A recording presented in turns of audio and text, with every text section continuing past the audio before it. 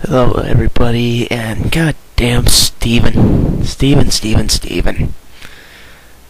I remember when you were good, and you released Above the Law, and you released On Deadly Ground, and this and that, but it's, you are way past your prime. First suggestion I would like to make is that stick with music. Your music is good.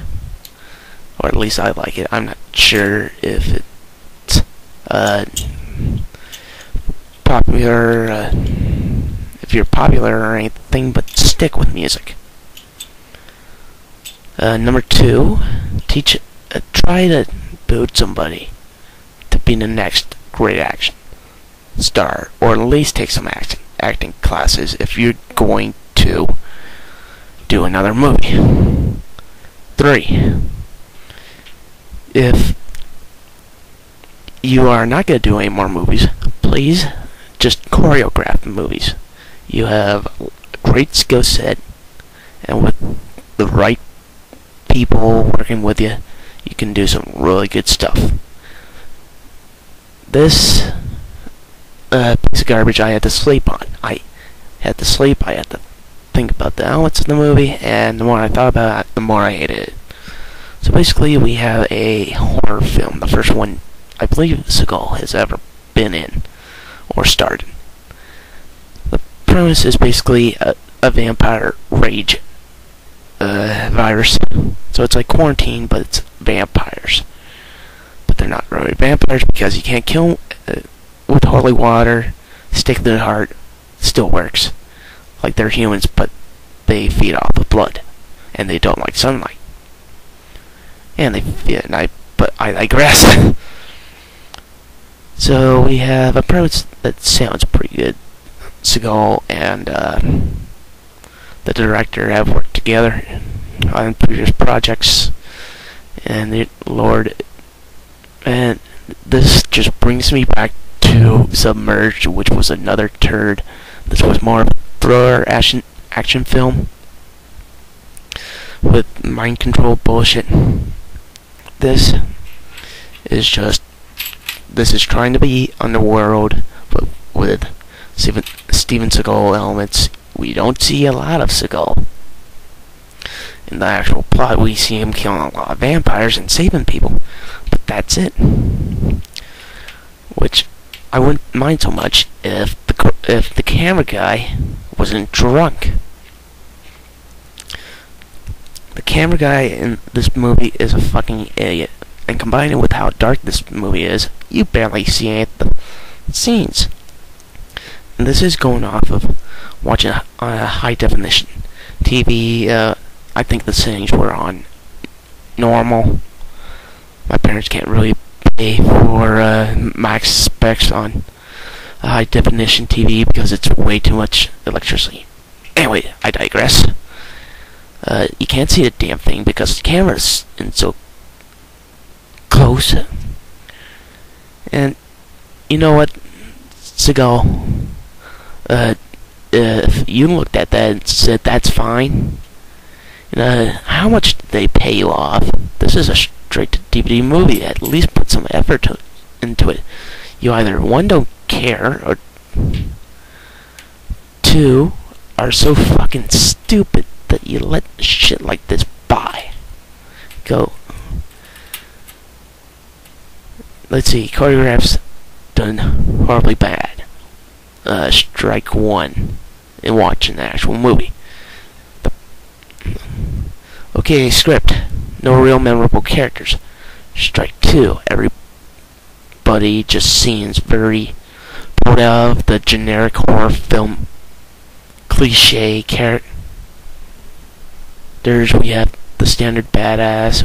We have every woman in this movie who is a crying, cowardly bitch.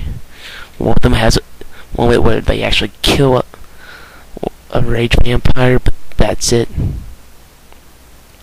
We find out later who started up the virus, and he's working on a bigger version, not bigger version, a more evolved version, where he can actually control them, and you can't really tell if they're infected or not. And he wants to rule the world. Well, good on you. That's just as generic as can be. So, we have just a plain evil bad guy whose acting is just as flat as freaking Keanu Reeves.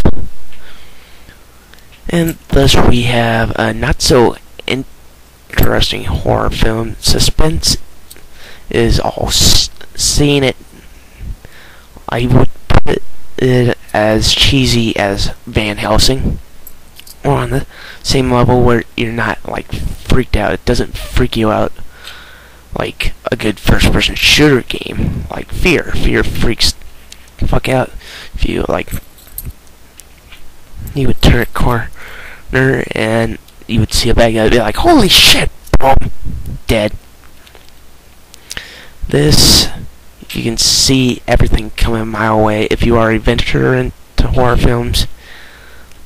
First and foremost, avoid this, because this is more action than horror, and where action is in here is done horribly. Get it? Action horror. That's bad. I need to be slapped.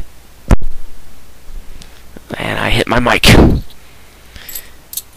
And the ending is complete and utter bullshit, because the ending, I'm gonna spoil the whole fucking ending for you. So we're at strike 2. The ending is strike 3, basically.